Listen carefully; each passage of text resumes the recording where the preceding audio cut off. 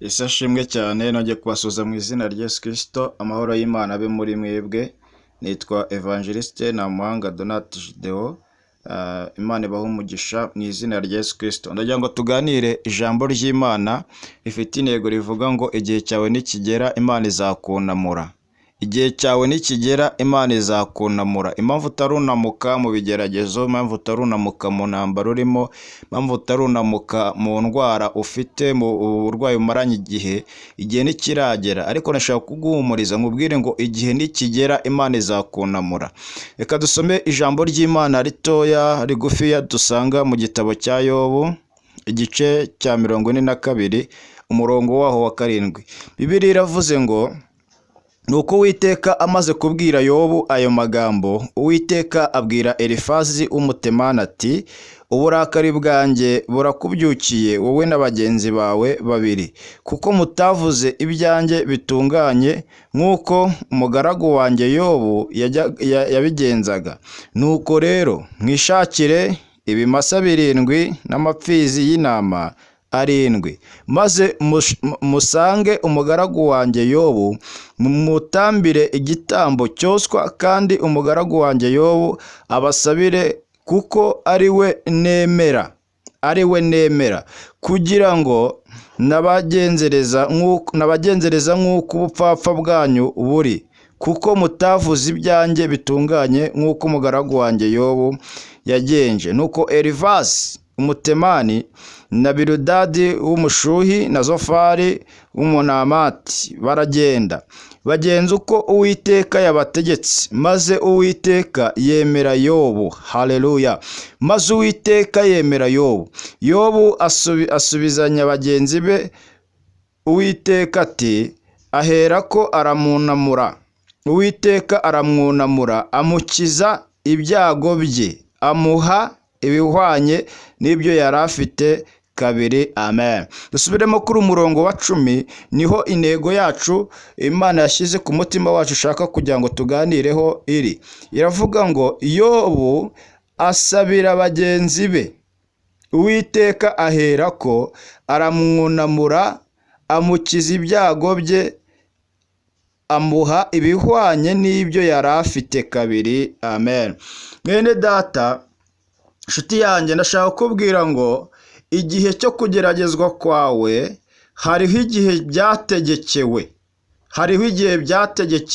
kandi byategekewe mu gihe cy'Imana. Ntabwo amasengesho ashobora gukuraho igihe urimo, nimba uri kugeragezwa n'Imana.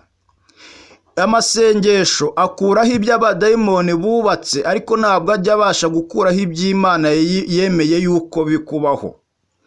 Iyo Imana yemeye yuko ibintu bikubaho, niko kugeragezwa kwawe, ariko Imana ibishaka kugira ngo ipime kwizera kwawe, kandi Satani akorwe n'isoni imbere y'Imana, kuko twizera Imana atari uko dufite ibyo kurya, kuko twizera Imana atari uko dufite ibyo kwambara, kuko twizera Imana cyangwa tuyikunda atari uko tubayeho mu buzima twumva twebwe dushaka kubamo, ahubwo no mu gihe ibyo twifuza bidahari cyangwa ibyo dushaka tutabibonye, dukomeza kwizera Imana.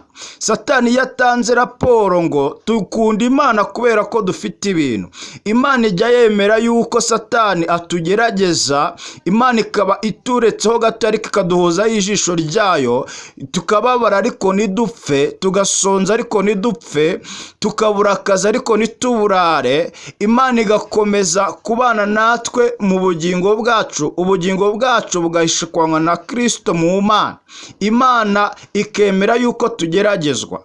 Yobu niko byamugendekeye. Mu gice cya mbere Satani yahuye n'Imana. Imana iravuga ngo wabonye umukiranutsi wanjye Yobu, kunanyubaha kandi yirinda ibibi byose, akaba ari umukiranutsi, akabana n'abantu bose amahoro. Satani amutangira raporo ngo impamvu akubaha nuko wamuhiriye muri byose, umuha guhirwa, umuha umugisha. Yobu niwe ufite amatungo menshi mu gihugu cya Usi. Yobu niwe ufite abana beza, abakobwa n'abahungu. Yobu niwe ufite umugore mwiza. Yobu niwe ufite inshuti nziza. Satani atanga raporo ku bintu bifatika byo mu isi Yobu afite afite Imana yamuhaye. Imana ireba yuko umutima wa Yobu, impamvu Imana ikunda Yobu n'impamvu Yobu akunda Imana, si uko afite ibyo bintu. Iravuga ngo genda ubikoreho. Ndashaka kukubwira yuko kugeragezwa kwawe niko hari igihe byategekewe, igihe bizakurwaho. Satani yagerageje Yobu, amutwara amatungo, amutwara n'umubiri we, kugeza aho umubiri we wamuhindutse urwara ibishyute, ngo akajya yishimisha urujyo. Ariko kugeragezwa kwiwe n'inshuti ze Biludadi na Bazafari bose baramwihakana, batangira kumwinuba. Ari abantu babanaga, baryanaga kabisi n'agaye, ari abantu bareranwaga, ari abantu basuranaga, batangira kumubwira amagambo amushengura umutima, amubabaza, avuga ngo yaba yarakoze ibyaha. Ariko kugeragezwa kwa Yobu, ikigeragezo yari arimo n'Imana yari yemeye yuko akibamo, ariko Imana yarashyizeho igihe bizarangira. Ndashaka kubwira ngo igihe cyawe kirageze kugira ngo Imana igukure aho Satani yagushize. Igihe cyawe kirageze kugira ngo Imana ikunamure. Imana yabonye ko kugeragezwa kwa Yobu kugifite iherezo. Yobu anesheje ibi kigeragezo Satani yamuhaye, yamugerageje. Satani ubwo yari amaze kugenda, Imana iragaruka. Bibiliya iravuga ngo Imana itegeka inshuti za Yobu kuko zavuze iby'ubupfapfa. Mwene data, reka nkubwire, mu gihe cyo kugeragezwa nubona mugenzi wahuye n'ibibazo, ni igihe cyo kumuhumuriza, ni igihe cyo kumuba hafi, ni igihe cyo kumukomeza. Ariko ba Biludadi na Bazafari si icyo bakoze. Bo bavuze amagambo ngo y'ubupfapfa nk'uko birayavuze, bavuga amagambo yo kumushengura, bavuga amagambo yo kumuhinyura, bavuga amagambo yo kumubabaza. Ntabwo bavuze nk'iby'ubwenge, bavuze amagambo mabi. Ndashaka kukubwira ngo Imana ikugirire neza, ikunamure mu gihe cyawe. Imana igutabare muri ibyo bibazo. Igihe cyawe kizagera, hari igihe byategekewe.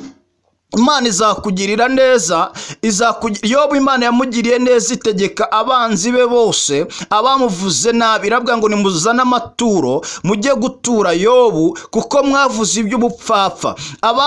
Abakubwiye nabi n'abakugambaniye bose bazakugarukira. Abaguciriye ingoni bose, akanwa kakuvuze nabi kazunya kakuvuge neza. Igihe cy'Imana nikigera ku buzima bwawe, Imana izakunamura, kandi abantu bazamenya yuko ari Imana kunamuye. Bibiliya iravuga ngo nuko Yobu Imana imukubira kabiri ibyo yari afite. Imana imukubira kabiri ibyo yari afite. Reka nkubwire, Imana iguha umugisha, igukubire kabiri ibyo wahombye. Imana igukubire kabiri umubabaro umunezero wari ufite, umubabaro wawe urangire mu izina